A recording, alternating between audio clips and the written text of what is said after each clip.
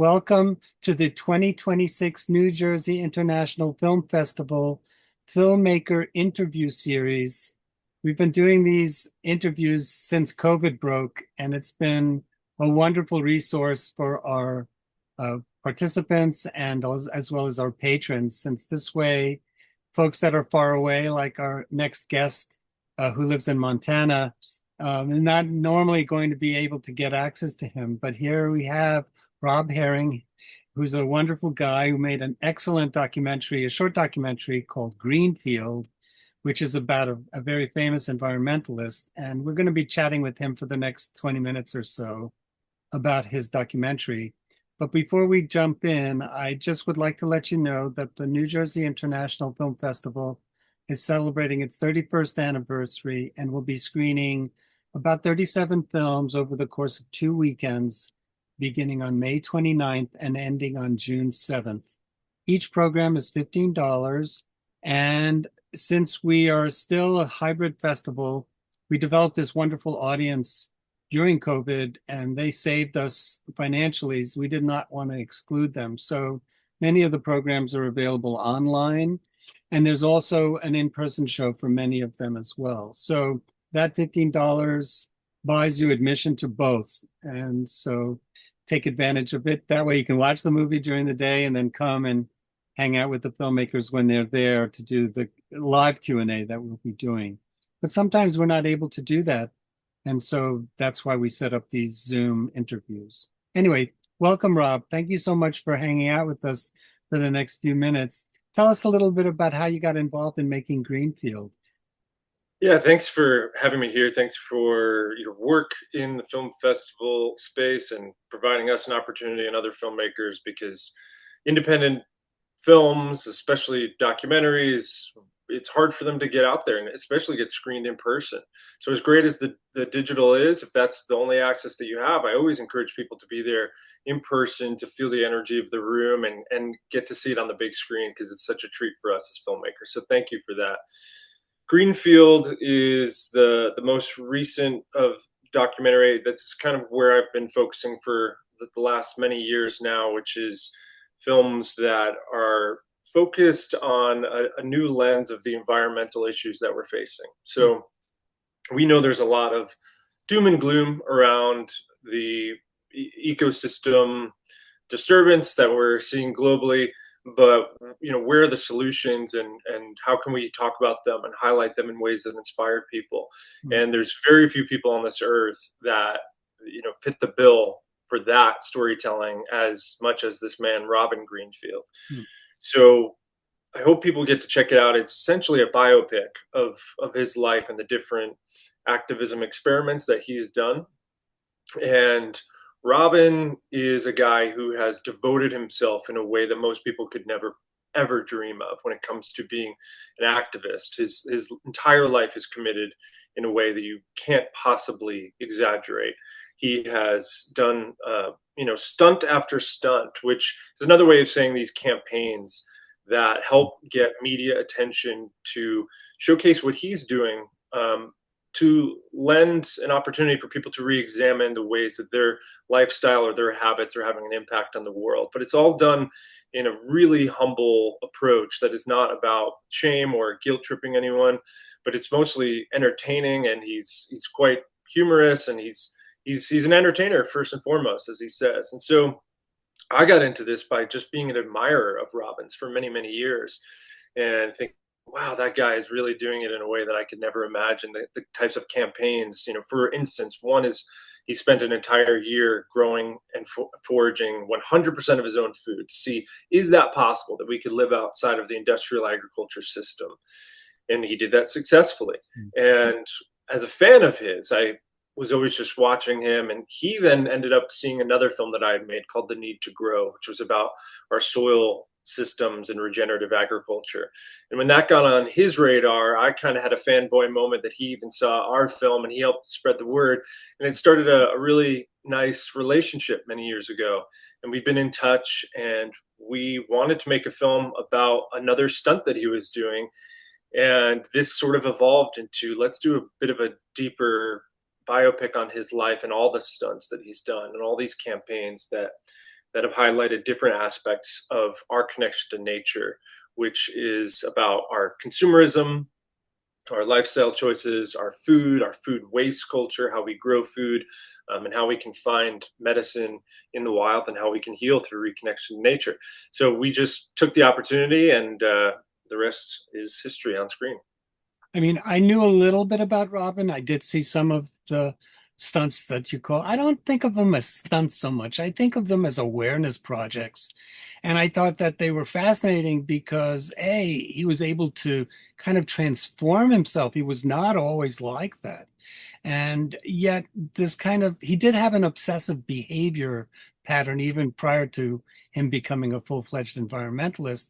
And I thought the way that he was able to translate that into these actions that he created as very fascinating and as a guide for many people to help save the planet. You know, we're a humanist film festival. We want to celebrate man and woman in all of their wonderful capacities. And I thought, you know, well, I was on the panel for the documentary films, and I thought this was really, really very timely, very poignant.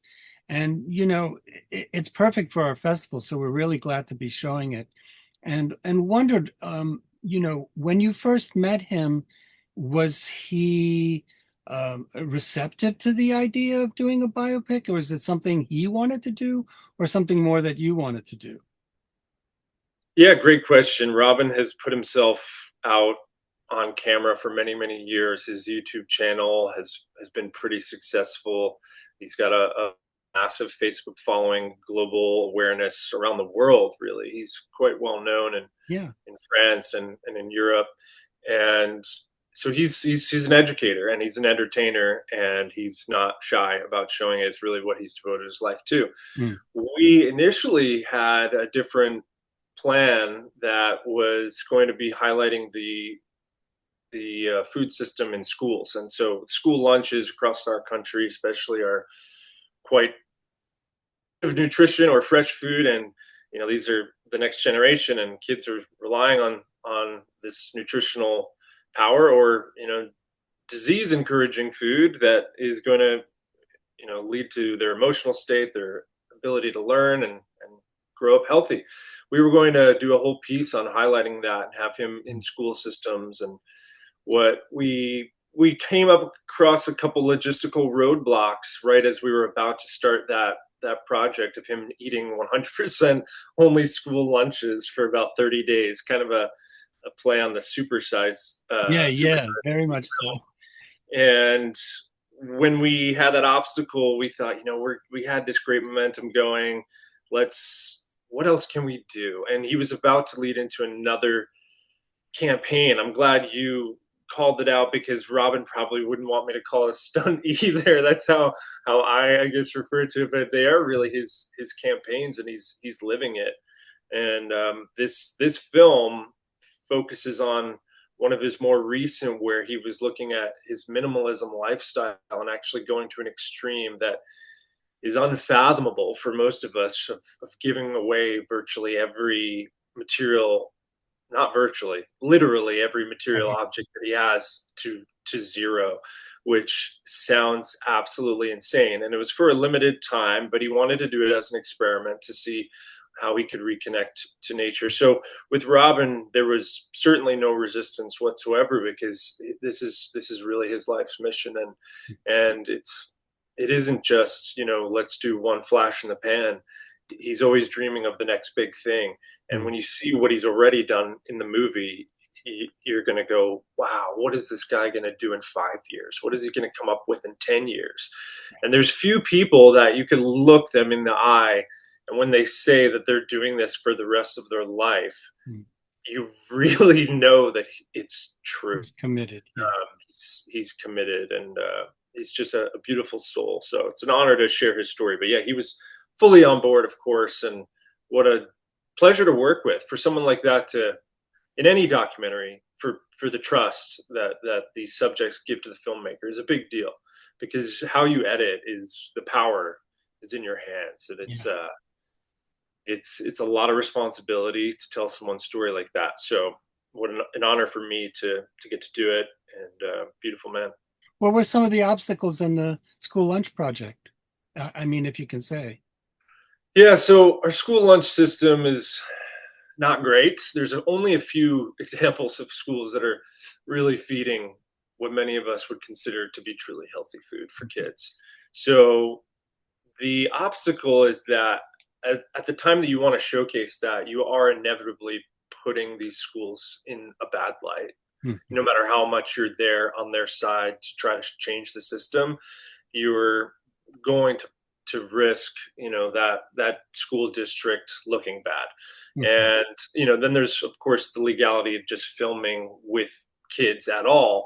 And so we had a school that was pretty on board seemingly, and I was like, ooh, is this going to work? And we were just a few days away from getting in there, and I think the some sort of At cold feet. higher up in the district was like, nah, we're not doing that. So which is for the best. It's just one of those great things, especially in documentaries where one door closes, the other opens. I think a lot of great films and projects that I've worked on, you have to be open to that pivot because the story is telling you really what the movie is. You can go in as much as you want thinking I want to make this type of film and sort of pre-produce what are we going to tell, but as you're filming, if the story unfolds or changes and shifts direction, you really need to have that flexibility of time and in many cases the budget to be able to keep filming as things Right. happen. Yeah, I mean, the minute you have a third quotient to your project, there's all sorts of issues, especially, dealing with children and dealing with the bureaucracy of the school system. I think focusing on Robin made perfect sense. I mean, it is a supersize kind of reference in the sense that Morgan was able to focus exclusively on himself and Yep. everything around him. I mean, he was dealing with an institution as well, but it really focused him on himself. And I think he could get away with that. And now, by focusing exclusively on Robin, then you kind of peel away all the obstacles Yeah. and can move forward. I remember another film that I really liked, which was an environmental film, is called Butterfly. I don't know if you've ever heard of it. It's somewhat like 20 years ago about a woman who didn't want a forest to be chopped down and she stayed in a tree for like years. I'm sure you've heard of her. Yeah, I'm aware of that. Yep. She's legendary, and and she was able to protect the forest through her own action. And so I think of Robin as being a trailblazer to try to create more versions of himself. Has that translated at all? Are there other people that are able to kind of buy into Robin's activities? And I mean, I know uh, he has cult status in some ways, but I think of it in a positive light. You say somebody is a cult figure, you think of our fearless leader right now. I don't want to put that in a negative light. I think of him as a like you said, a good soul. And has it been able to translate into people changing their way of being? Yeah, I think I've been surprised, even as a fan of his, as we've traveled around, how many people do know his work. Hmm. Of course, he's not a movie star celebrity, but he'll be walking down the street and people will recognize Recognize him. him. And almost every city that he goes to, if he wants to host a meeting, there's always people in that city who will come out. And Robin is never living his lifestyle as he is very self-aware in the movie. It's shocking with the level of stuff that he does, how grounded he is Hmm. mentally to be able to discuss this, because he's not trying to make anyone live as he is. Right. He's showcasing these different branches of variables in your own lifestyle where you might be able to take your one next step towards a simpler, more Hmm. connected, healthier, more peaceful life. Hmm. And a big part of that is through community, but certainly not in any sort of preachy or religious or any context in that way, but Yeah. really just to say, hey, I'm doing this to the extreme level to let you see. Did you ever know how much food is thrown away at the grocery store, ends up in landfills? Did you ever know, how much of our items that we buy are, mass produced out of these toxic materials? Or did you know that there was a way that you could find food in your city even that you had no idea was edible? And The foraging skills and the food growing skills. I think these are things that will become even more important as time goes on, as more people start to look towards different ways to be more resilient, less dependent on centralized systems. Yeah. And in that way, his work has absolutely had really meaningful change for people in that they may, even folks that have seen our film have said, I went home and started to simplify, or that, that attic that I needed to clean out. It was seeing this. It was actually an emotional release for me, realizing that those things are not my identity. Those connection to those material goods are not my identity. Mm. People growing their own food, starting foraging. So we see this movement of minimalism happening because what folks realize is the rat race of just acquiring more and more and more and having more money is a losing game. You can have everything in the world and not be happy, That's right. as happens to a lot of our most famous rich people. And so it's like, how do you cultivate true happiness? Through connection to nature and to each other. And I think, those small steps are the impact that he makes. And it could be anything from people recycling for the very first time, or starting their own garden for the very first time. And Mm. even if those feel small, all of those impacts, they do ripple out. They do.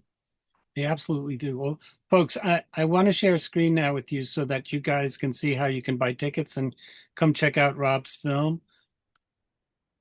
All right, let's see. Oh, we don't want to do that. We want to share. And for everyone watching, I'm a New Jersey native, so Yes, Cedar come out. Knolls. Even though I unfortunately won't be there in person on that one for my own scheduling issues, but if I was, I would be there rooting it on, because I grew up in North Jersey, and my family is all still out there, and I go back all the time. So go out and support a New Jersey Boys movie. All right. So, well, the great thing is that people can watch this movie wherever they are. And so you can watch it with us in person and or online, because we're still a hybrid festival. COVID changed everything and we developed a new audience. And once we went back to in-person screenings, we didn't want to shut out the nice lady in Oklahoma who literally watched every film we showed during the pandemic. So we're a hybrid, which means when you pay your $15 for each program, you have access to the in-person version as well as the online version. And yes, we have some crazy people that'll watch the film during the day and then come and check it out in person on our big screen and our nice theater space. So anyway, here is our homepage. Normally everything would be here. And our homepage is njfilmfest.com. And when you get to the homepage, you absolutely want to click on this slide here, or this red button, which says tickets and info, and it'll bounce you to our Eventive website page. Eventive is our streaming provider, and we house everything here. So those four red buttons you see at the top are really crucial to click on, because each one of them provides you with information. The schedule button opens up a very generic schedule page, so very old school. Rob's film is going to be playing as part of our short documentary program on Friday, June 5th. The film will be online for 24 hours starting at midnight Eastern time. And the in-person screening will be at 7 p.m. And Rob's film is the last of 5 films that we'll be showing. They're all wonderful. We're doing another interview with Tom Bell and Lucy Matthews-Heegard, so you can check that out on YouTube as well.